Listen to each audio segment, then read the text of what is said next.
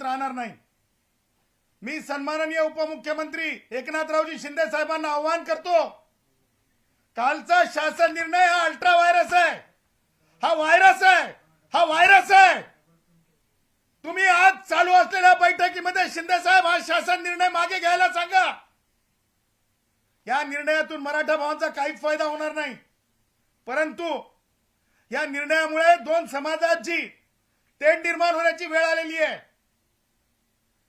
मला सांगा शिंदे साहेब, सामाजिक मागासलेपण जे मी आता माझे भाऊ सांगितले, आज माझा गोसावी भाऊ असेल, माझा कुडमुड्या दोषी ब्राह्मण असेल भटकंती करणारा, त्याचबरोबर माझे इतर भाऊ असतील, या सगळ्या मागासलेल्या ओबीसींवर आपण कुऱ्हाडीनं कट कट कट त्यांचे हक्क तोडायचे का? कुऱ्हाडीनं कट कट कट आरा मशीन मध्ये टाकून जसं लाकूड कापतो तसं कापायचं का? लाकूड कापतो तसं कापायचं का? खाटकासारखं यांना तोडायचं का? भारतरत्न डॉक्टर बाबासाहेब आंबेडकरांनी हा स्पेस निर्माण करून दिला। हा स्पेस शिंदे साहेब आणि राधाकृष्ण विखे पाटील, तुम्हाला मला सांगायचंय, राधाकृष्ण विखे पाटील, तुम्ही 8व्या मंत्रालयामध्ये तुम्ही मला 1 महिन्या अगोदर किंवा मागे काही आठवड्यां अगोदर भेटला होतात, तेव्हा मी तुम्हाला बोललो होतो की तुम्ही महसूल मंत्री असताना मागासवर्गीयांना अंत्यसंस्कार करण्यासाठी स्मशानभूमी सुद्धा तुम्ही दिलेली नव्हती। गायरान जमिनी सुद्धा नावावर पूर्ण होऊ शकल्या नव्हत्या। अशी तुमची महान कीर्ती आहे मागासलेपणाच्या लोकांसाठी। आणि त्यातले त्यात आम्ही तुम्हाला परवा आव्हान केलं होतं, राधाकृष्ण विखे पाटील, की ओबीसींना आम्ही विरोधक म्हणून आम्हाला बोला। नैसर्गिक न्याय नाही का? जातीवाद आहे का? ओबीसींना बोलू नये का? सन्माननीय धनंजय मुंडेंना का बोलवलं नाही? सन्माननीय बावनकुळे साहेब का नाही सोबत तुमच्या? प्रश्न विचारले जातील। पोट भरलेल्याला डेझर्ट देणं आणि कष्टकरी माझ्या ओबीसी खऱ्या ओबीसींना त्यांच्या हातातला कुटका हिसकावून घेणं हा द्रोह आहे, द्रोह, हा द्रोह आहे, द्रोह, हा द्रोह आहे, द्रोह। आणि म्हणून मला सांगायचं आहे की ही वस्तुस्थिती आहे। ज्या प्रकारे सन्माननीय छगन भुजबळ साहेबांना रिंगण करण्यात आलं, मंत्रिपदाचा राजीनामा देईपर्यंत, ज्या प्रकारे सन्माननीय धनंजय मुंडेंना रिंगण करण्यात आलं, त्यांना त्रास देईपर्यंत, परत हा त्याचं वजन त्याच लोकांनी सांगितलंय किती किलोचा आहे जरंग्या। ह्या मला म्हणायचं नाही किती छटाक आहे, किती छटाक आहे जरंग्या, मला म्हणायचं नाही, पण जरंग्या, तू ज्या प्रकारे मुंडेंचं उठवून लावतो, हे जे वक्तव्य तुझं चाललं, एका सन्माननीय पदावरल्या महिलेच्या बाबतीत तुझे बोललास, माय बहीण लोकांची काढलीस, धनगर भावांच्या बाबतीत बांबू जाईल म्हणलास, बांबू घातला म्हणलास, बांबू, ते शब्द सुद्धा कमरेखालच्यात बांबू घालू असं जे बोललास तू, ह्या सगळ्या गोष्टी महाराष्ट्र ध्यान ठेवणार आहे। आणि मला हेच म्हणायचं आहे की ह्या गोष्टीचे कॉन्सिक्वेन्सेस कायदेशीर त्याचबरोबर डेमोक्रेटिकली फेस करावे लागतील। आता आपण म्हणाल की फ्रॉड काय आहे, तुम्हाला मला सांगायचंय की माननीय सर्वोच्च न्यायालयाने Jammu and Kashmir public service कमिशनच्या जजमेंटमध्ये सांगितलेलं आहे की जो ऍक्ट असतो, ज्या प्रकारचा रिझर्वेशनचा ऍक्ट आहे आपल्याकडे, रिझर्वेशनचा ऍक्ट ज्या प्रकारे आहे, त्या ऍक्टला डायल्यूट करण्याचे अधिकार तुम्हाला नाही आहेत।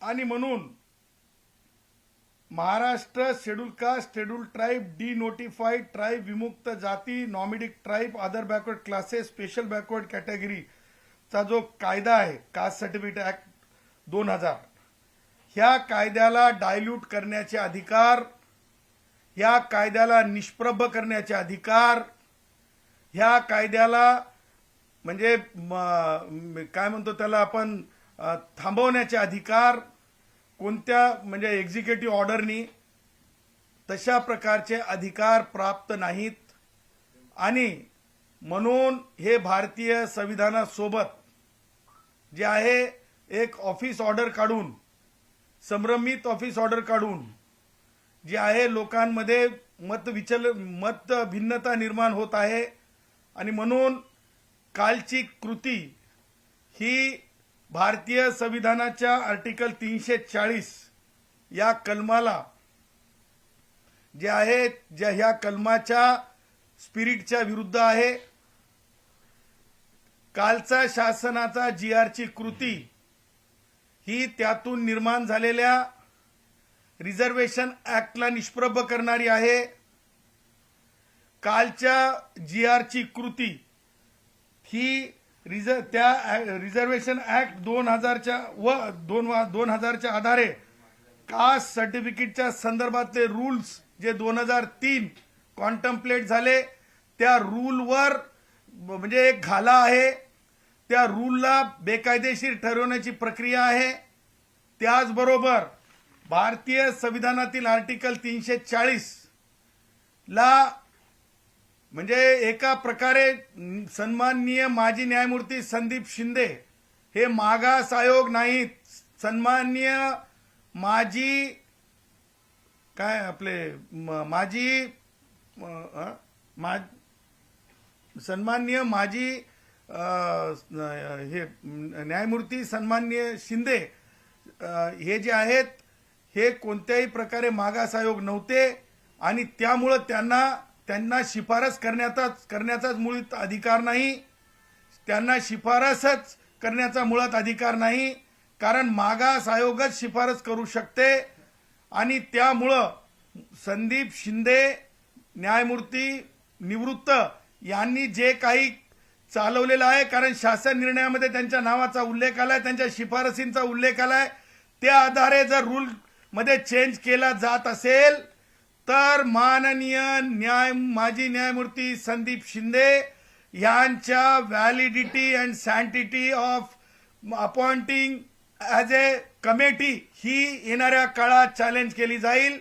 त्यांची नियुक्तीच पॅरलल मेकॅनिझम तयार करण्यासाठी केलेली आहे, त्यांची नियुक्तीच स्वार्थाने बडबडीत होऊन केलेली आहे, कारण त्यांनी बिगर मागासवर्गीयांच्या बाबतीमध्ये सुनावणी घेण्याचा अधिकार किंवा समर्थनात किंवा विरोधात सुनावणी घेण्याचा अधिकार मागास आयोगाला आहे आणि अशा बेकायदेशीर समितीचा आधार घेत शासन निर्णय करून रूल मध्ये त्याच्या बाबतीमध्ये घडण करण्याची जी भाषा शासन निर्णयात केलेली आहे त्यामुळे ही सगळी कृती कायदेशीर दृष्ट्या संविधानिक दृष्ट्या सर्वोच्च न्यायालयाच्या जजमेंटच्या आधारे या तिन्ही गोष्टी लक्षात घेता कालचा शासन निर्णय एका अर्थाने अल्ट्रा व्हायरस आहे, फ्रॉड केलाय कॉन्स्टिट्यूशन सोबत, फ्रॉड केलाय कॉन्स्टिट्यूशन सोबत, फ्रॉड केलाय कॉन्स्टिट्यूशन सोबत आणि ह्या सगळ्या गोष्टी सामान्य जनतेपर्यंत लक्षात आणून देण्यात येतील, सामान्यांपर्यंत पोहोचवण्यात येतील आणि ह्याच्यामध्ये ज्या प्रकारे म्हणजे घडवून आणलं गेलं हे अत्यंत वेदनादायी आहे, वेगळं सांगण्याची गरज नाही। त्या पुढे जाऊन मला तुम्हाला सांगायचं आहे जरंगेच्या ह्या शासन निर्णयाच्या माध्यमातून जरंगे स्वतःच्या स्वार्थासाठी मराठा समाजाची देखील त्यांनी फसवणूक केली, जे जयश्री पाटलांनी सांगितली।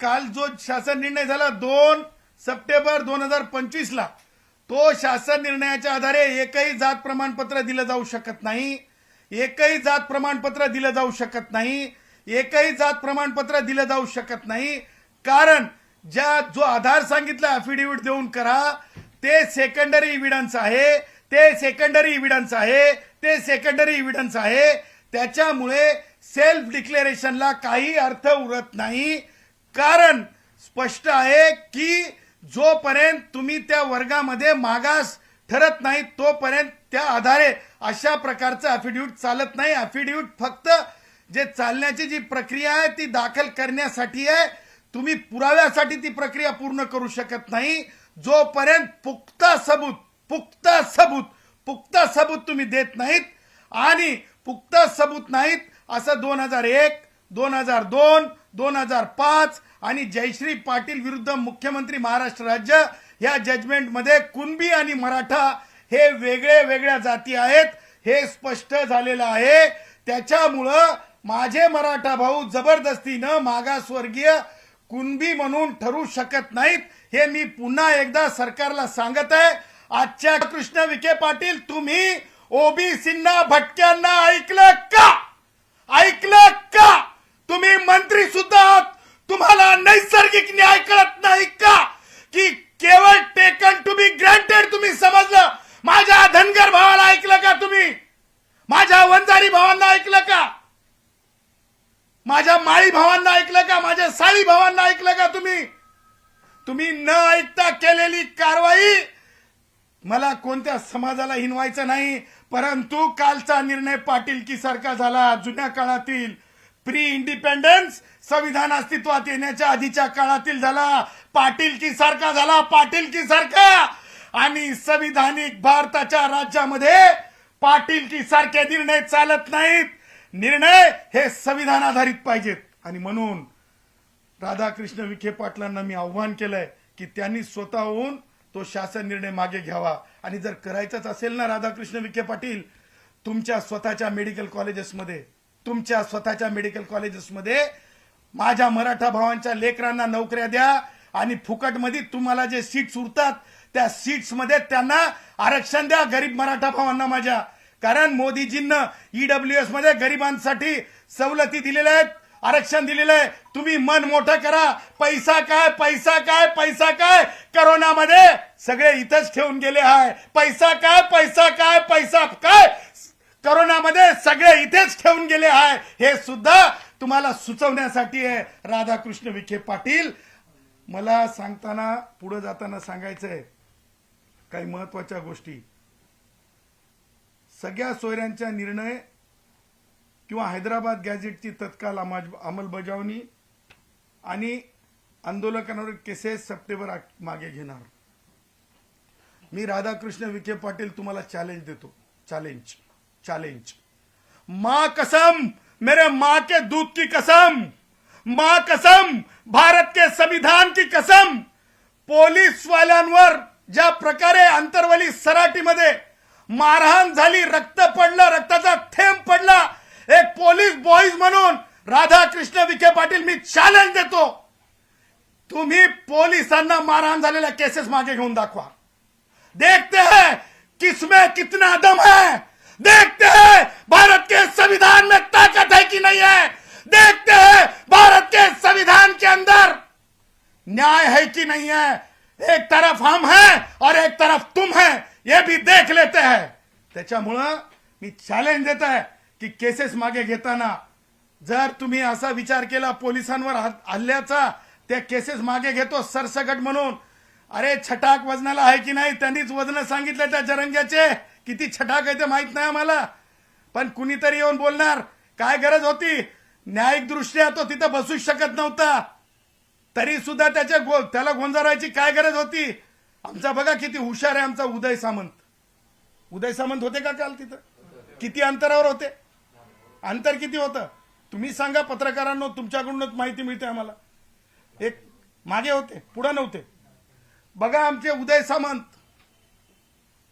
त्यांना लक्षात आलं लोक प्रश्न विचारतात, पण राधाकृष्ण विखे पाटील आणि मराठा लीडरशिप घेरल उद्या, शिंदे साहेब जा म्हणले, उदय सामंत आले असतील।